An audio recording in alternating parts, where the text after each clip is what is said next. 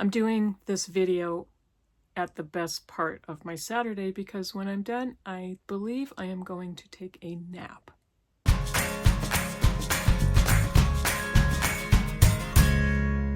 Hey BookTube, it's Kim at Middle of the Book March, and this is my Bookish week for Sunday, December 7th. Is it really the 7th? I think it is.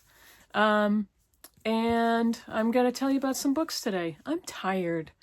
I'm tired. It's kind of cloudy and gloomy here in New England. I have snow on the ground and it's kind of rainy and snowy and ugh.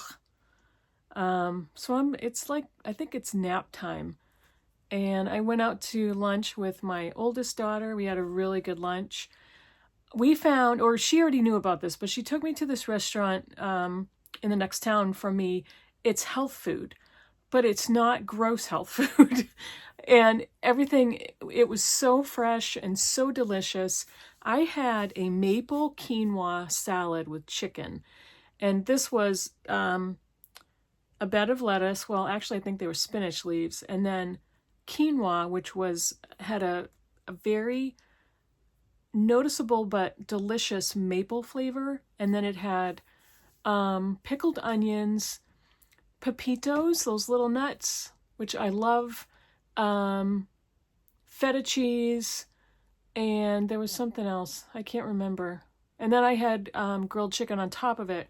And then it came with like a maple, almost like a maple vinaigrette. It was friggin' delicious. And my daughter is trying to eat super healthy.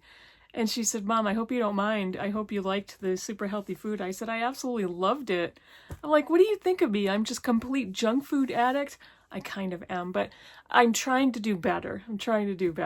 So we had a great lunch and did a little shopping, but it was all for me because I needed some stuff for my kitchen, like little things. So I got a couple of things. And that's it. So I'm exhausted now. And after I tell you about books, it's time for a nap.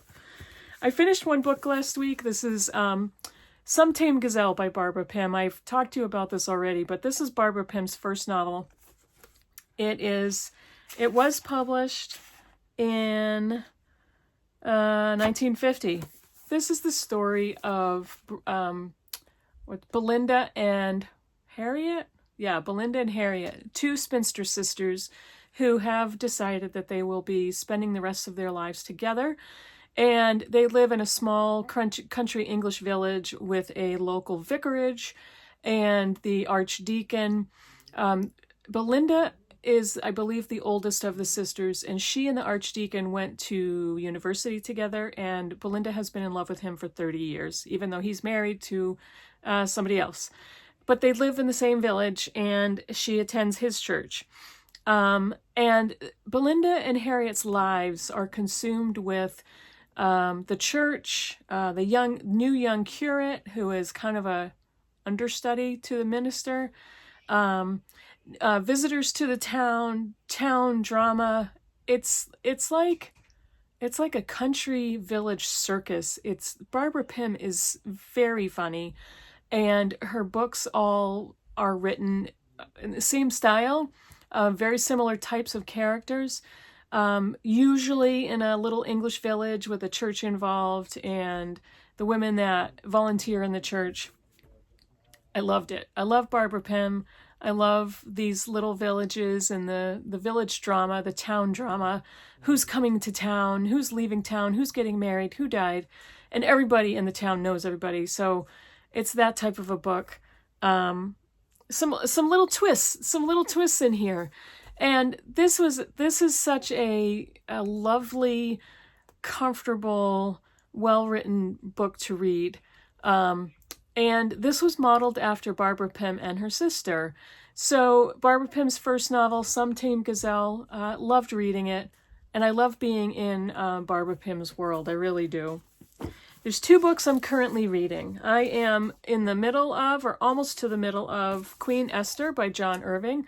I stepped out of the read-along group, but I am still reading the book this month. And we'll probably have some side conversations with some other readers and participants in the group. But it was best for me to just step out and not be part of the group read-along. but I am enjoying this book. It's quintessential John Irving writing style, different in the story and the way that it is plotted and formatted. I'm not enamored with it, but I am definitely going to read it, going to finish it, and give you my full review when I'm done. And the other book I am currently reading, this is a far different experience. I'm going to say very little about this, but the one thing I will say is this book is extremely hard to put down. This is The Names by Florence Knapp, and I really, I think I've said this quite a bit before, but I don't gravitate towards new releases a lot of times because I'm really cheap, and I like used books and I like backlist books. But this one caught my eye, and this was one of the books that was proposed in my real life book group. Whoever has a turn to bring our selections, they bring 3 books and we all vote. And I believe this was in there, but we didn't vote on this one. So I picked it up, I took a look at the summary, and I've seen other reviews on BookTube about this book, and I said, yeah, that looks interesting. And I did just start it. I'm on page 92, and I don't know. I don't even know what I should say or what I can say at this point. It's very difficult to put down. So I will say it's a very difficult book to read. Very, very difficult. The basic premise is there is a woman, Cora, and her husband, Gordon, who have a 9-year-old daughter and a newborn baby son. And it is Cora's job, according to her husband, Gordon, to go and register the baby's name with the city. And this is set in the UK. And the family name Gordon is passed down through every generation whenever there's a son. So the husband, Gordon, expects his wife to go to the registrar and register their son's name as Gordon. What this book is saying is there are 3 names, and Knapp writes the possibility of what their lives become if Cora registers her son's name, one of 3 names. So there's 3 different potential lives and stories that she writes. It's not interconnected short stories. It is the same characters with alternate storylines. It's very interesting how she wrote it, and it's very difficult to put down. I'll give you a full review next week. This is a short one, I think. We are in the throes of Christmas and Christmas shopping. My daughter loves to buy used books probably as much as I do. And Christmas is a huge book buying thing, especially in this home and with me. Pretty much everything I want for Christmas is books. I usually have a wish list that my daughter will buy from. And all of a sudden, every day there's more packages coming in the mail. She loves thrift books, so she buys a lot there. And this year, she got a lot more complex because she needed me to give her the list of all the books that I've read and the books I want to read. So I basically downloaded my Goodreads database and gave that to her, and I highlighted the books that I haven't read yet, that I don't already own. And then I had to give her a list of all the books that I own, and I keep a catalog on Book Buddy Plus. It is an app I have on my phone, and it basically allows me to scan all of the ISBN numbers on my books. If you're unfamiliar with that, this barcode on the back of books, whether they're hardcover or paperback, that is the ISBN number. And you scan the barcode into your phone, and it catalogs all of your books. So I've done that over the years. Right now, I think I have 870 something, but maybe, no, I think I'm at 900 right now in my house, total books.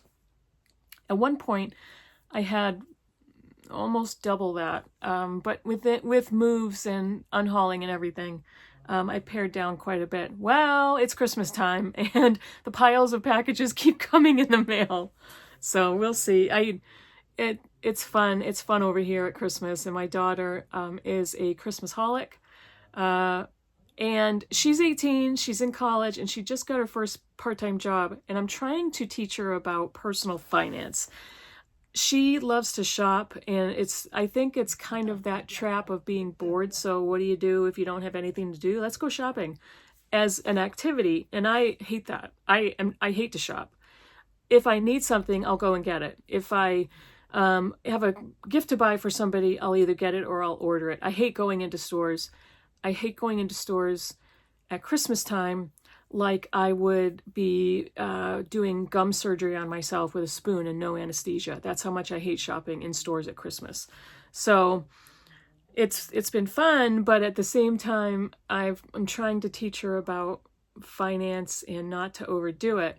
And with my 3-year-old granddaughter, when you have a grandchild, it is super fun to buy toys and to buy things you know they're going to like. But my oldest daughter has threatened me with something close to death if I go overboard. And it's not me, it's my teenage daughter that does it. Because my 3-year-old granddaughter is my 18-year-old's best friend. They're best friends, they're little besties. And my 18-year-old can't deny this child anything, and she can't control the toy shopping, especially at Christmas and her birthday. It's just outrageous. But so we've been working on that. We've been working on the finance issue and the buying and the consumption and all of that. But it's still super fun to see the thrift books packages come in the mail. So that's been my week this past week. Let me know in the comments below if you've read any of these books, and I will see you all in the next video. Bye, everybody. I'm gonna go turn this off and